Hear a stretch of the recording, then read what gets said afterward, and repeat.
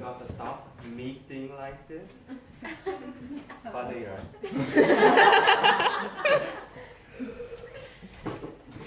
So, as Ulla introduced that meat's not good, so we all know the rational reason why we should stop or like consume less meat, like for environmental reason, health reason, and ethical reason. That's why you can see many ads like this. So this is an ethical ad to help people consume less meat. So how do these make you feel? Nothing, right? Or even this?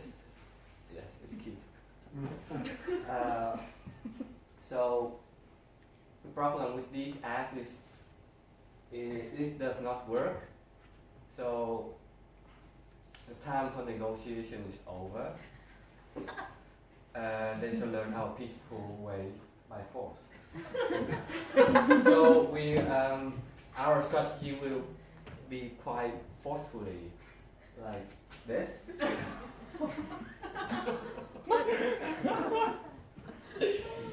So first, Ulrike will say about our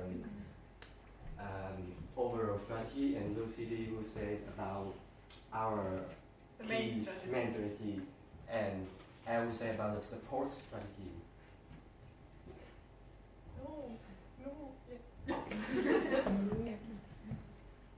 Yeah, while looking at all these stories, we're all hearing even from the media, we see that the elements that affects human and the actors that is in between, they are very important. If we say elements, for example, let's say from the ecological perspective, gustatory, that is the element of taste. What do you see if you taste, or what do you feel if you taste a meat, cooked meat or raw meat? It gives you a feeling of disgust, especially when you've visited husbandries or animal farming areas.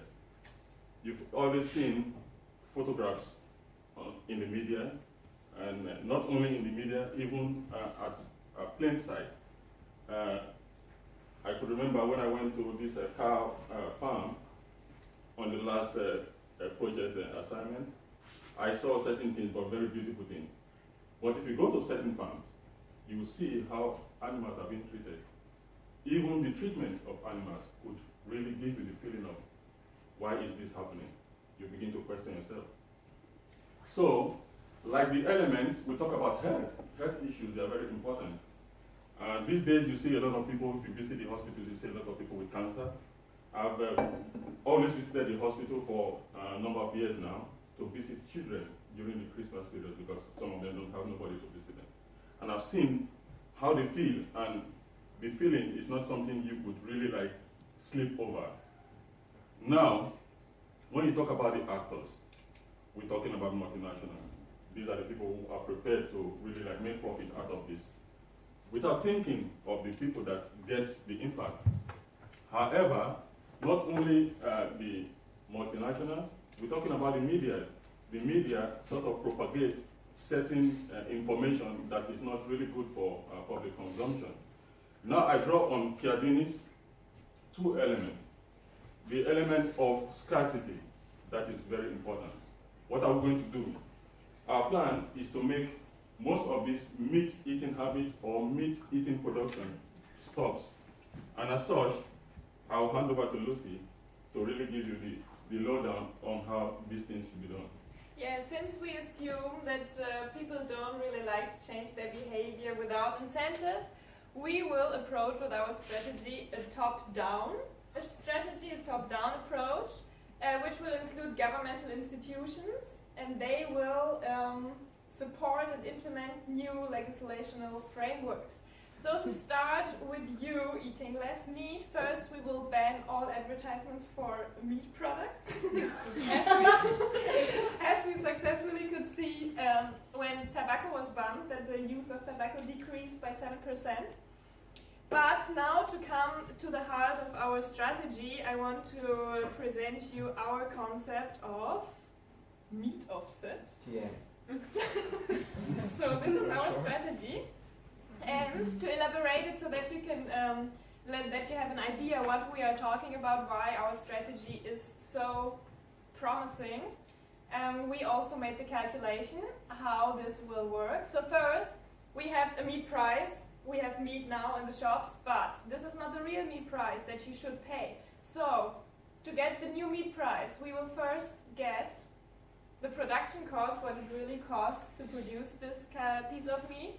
Then we will also include the environmental costs in this piece of meat, like the deforestation and the environmental degradation. So you have to pay for this, not somebody else, you, if you want to eat this piece of meat.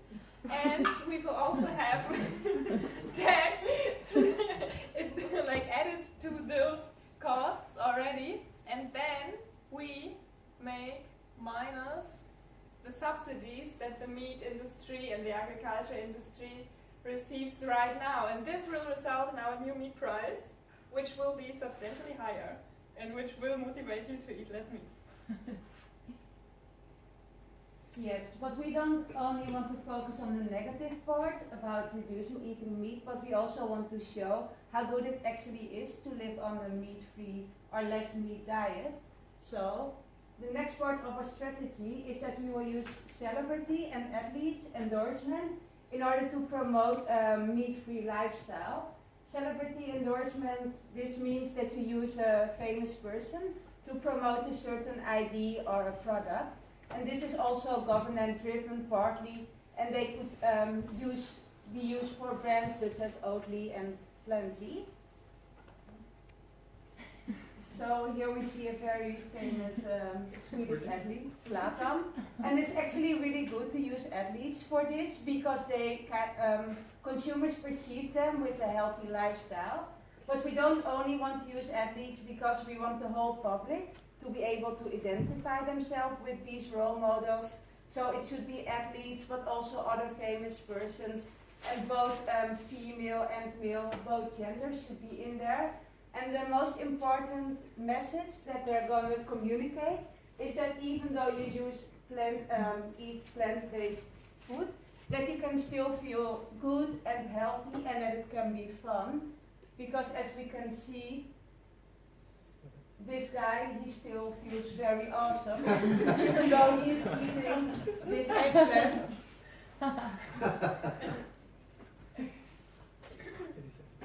So this is a message from us and from Zlatan. Thank you.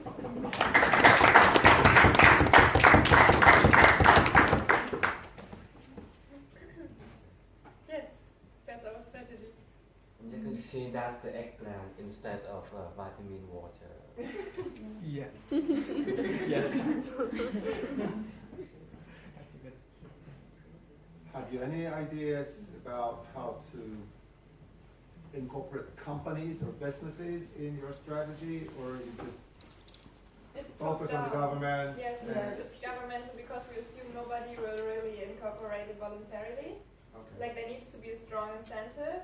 So these celebrity endorsements campaigns will be financed by a foundation or a Yeah, or governmental like institution? subsidized by government also. So if Oatly helps you, that's fine, or if Arla sues you, that could also happen. Even the government and multinationals who work together in this instance, because the government they set the policy, and they could be able to influence the multinationals to do the same. Right?